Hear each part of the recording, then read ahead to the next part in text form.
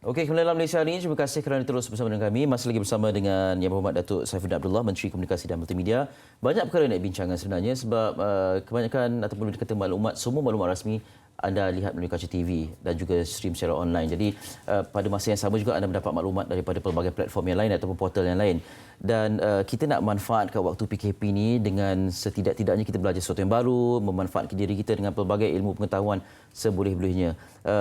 Dan Datuk melihat situasi, ramai rasa macam terkurung, terperangkap, tak boleh keluar, tak bebas dan sebagainya. Sebenarnya ini juga kalau kita Muslim ni melihat sebagai satu rahmat, kita boleh mempositifkan diri kita dengan pelbagai perkara kan? Ya, apa yang boleh Datuk kongsikan? Sebenarnya selepas lebih kurang dah dekat 2 minggu, ni dah lebih dah. Selepas 3 minggu kita buat PKP, kita mengadakan rethinking pemikiran semula soal komunikasi ni. Ya. Dan sekarang kita mengambil, dulu pun kita buat tapi sekarang lebih orang kata lebih beria lah, orang Pahang lebih beria, untuk kita berkongsi. Ya. Dan kita nak galakkan kita sebagai rakyat berkongsi perkara-perkara yang positif yang kita buat di rumah. Saya cuba 2-3 hari sudah, dalam Twitter saya mengajak, saya kata, okey, apa kata kalau waktu PKP ini antara lain kita membaca. Saya tak pernah dapat respon yang sedemikian baik. Ramai sekali yang membaca. Dan lepas ni saya nak tanya pula, okey, buku favourite. Ya? Dan kita berkongsi soal ini. Dan saya tahu misalnya ramai atlet yang sekarang ni selang sehari mereka ikut ada satu latihan, training yang dibuat oleh seorang personal trainer secara percuma. Dia buat di FB dia, FB Live. Dia sharing tentang itu dan ramai lagi sebenarnya. Jadi sekarang ni kita nak galakkan orang berkongsi semua yang positif ini. Nanti kalau bulan Ramadan, okey, kita tak boleh pergi tadarus di masjid dan di surau. Mungkin ada cara e-tadarus, saya tak tahu, tapi mungkin ada orang ada idea, terutamanya anak-anak muda. E-tarawih mungkin taklah kot, tapi e-tadarus mungkin boleh sebab ada orang buat Quran Hour misalnya. Jadi banyak benda yang positif. Saya tahu ada beberapa selebriti, ada seorang bekas orang kuat TV3, nama tak payah sebut, dia buat training online kepada petugas-petugas media. Ada seorang chef yang terkenal yang ada program dia. Dan ada seorang penyanyi season, penyanyi lama. Oleh kerana sekarang ni dia dah tak boleh perform secara live di mana-mana sebab tak ada program ya. Dan kami mengambil kira juga ni soal penyanyi-penyanyi yang tak boleh cari makan, dan sebab itu kita ada program di website kita, music.my ya. Konsert kecil dan sebagainya. Jadi adalah juga aktiviti, dan ada seorang penyanyi itu, dia beritahu kepada pasukan kami, dia tak pernah buat benda online. Baik. Tapi dia belajar sekarang kerana dia, kalau tidak dia tak boleh cari makan. Betul. Jadi itu yang dia kata tadi, ada hikmah di sebalik perkara ini. Jadi perkongsian yang positif di kalangan rakyat. Itu kita harus galakkan. Betul. Itu saya sangat setuju. Okey, ini post ciapan Twitter Datuk ya. PKP dilanjutkan hingga 28 April. Dalam PKP ini antara aktiviti di rumah membaca buku. Ini antara buku yang Datuk baca. Okey, buku Mecca, satu lagi apa? Factfulness. The Fourth Industrial Revolution, Maqasid Syariah. Okay. Dan ramai yang respon dan mereka berkongsi pula buku yang diorang baca. Baik. Barangkali boleh buat sesi resensi buku. Boleh. Itulah dia. Sebenarnya banyak. Kalau ikutkan banyak perkara kita dilakukan secara pelan-pelan lah. Malah mesyuarat juga dibuat secara ramai secara online. Ramai kawan saya yang sekarang ini harus belajar untuk Skype. Untuk buat video conferencing dan sebagainya. Itu saya tak kata orang lah, saya pun kena membiasakan diri. Kena membiasakan diri dan sebenarnya saya fikirlah selepas PKP pun inilah norma, the new normal. Kebiasaan baru di mana kita mula merasa dan memahami kerana kita melaluinya secara terpaksa online business. Betul. Cashless society.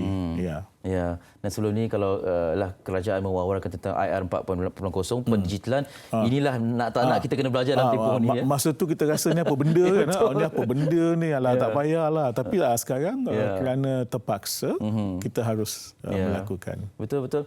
Setakat ini dari segi perkhidmatan terutamanya internet lah dari pihak Datuk sendiri, bagaimana adakah Datuk berpuas hati ada sebarang maklum balas selain daripada perkhidmatan internet percuma 1 gig itu, apa lagi yang dirasakan diperlukan oleh rakyat? 13 telco kita nampaknya begitu proaktif. Mereka membantu dalam banyak hal lah, macam-macam cara.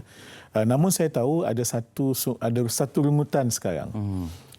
Di setengah-setengah kawasan perumahan, kelajuan internet itu sedikit kurang.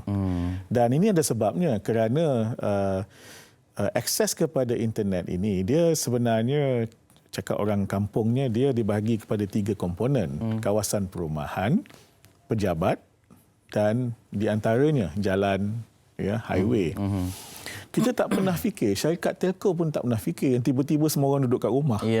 Jadi memang tertumpu di satu tempat. Tertumpu. Jadi memang kita akui ada sedikit masalah di setengah-setengah tempat, tapi syarikat-syarikat telco sedang mereka berusaha.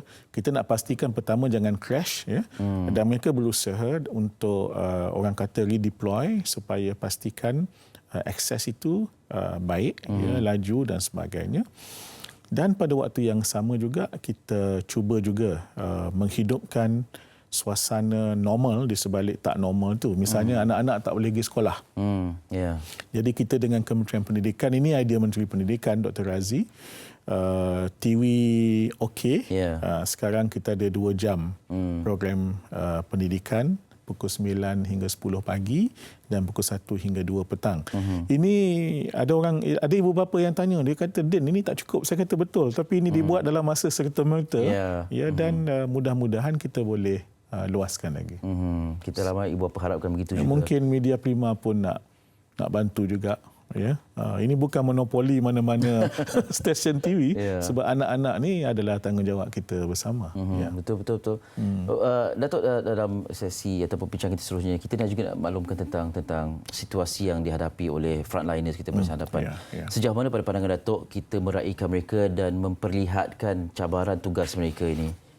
Sebenarnya frontliners kita ini adalah wira yang sangat mulia tugasan mereka, baik pihak di hospital, doktor, jururawat, petugas-petugas kesihatan, polis, angkatan tentera, dan juga wartawan. Orang selalu lupa yang wartawan ini pergi ke sana ke sini untuk membuat liputan. Sama je dengan yang lain-lain dari segi pengorbanan mereka. Kerana mereka turun ke lapangan. Begitu juga pegawai-pegawai dan kaki tangan jabatan penerangan di daerah.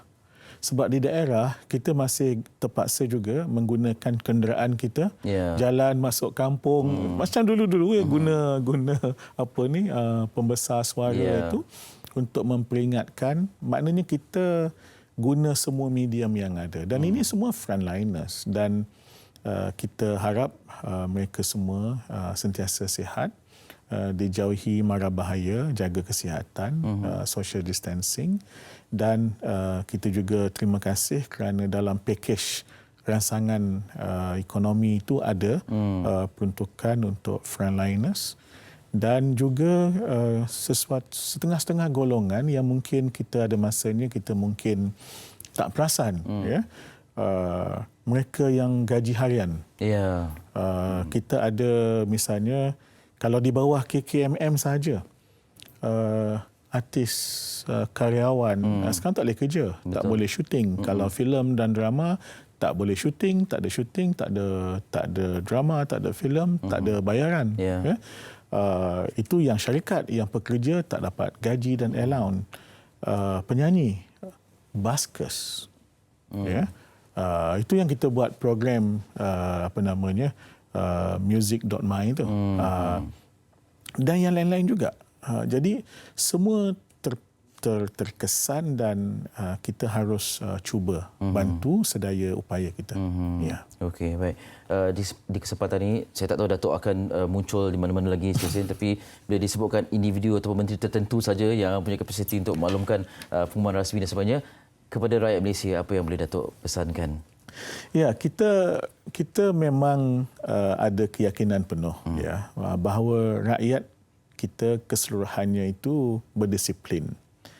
Dan sehari dua ini kebelakangan ini kita lihat bahawa jumlah yang terkena COVID-19 ini, jumlah harian itu yang selalu diumum itu nampak macam ada stabil. Ya.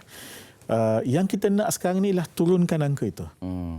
Dan kalau tanya Kementerian Kesihatan, dia bukan saja menurunkan angka tetapi mengelakkan daripada atau mengurangkan kalau boleh tiada langsung yang kes kedua daripada kes orang yang pertama. Maknanya generasi kedua. Memang mungkin sukar untuk menghapuskan semua kes yang pertama itu. Tapi yang nak dielakkan itu yang dikata diputuskan rantaiannya. Dia ada dua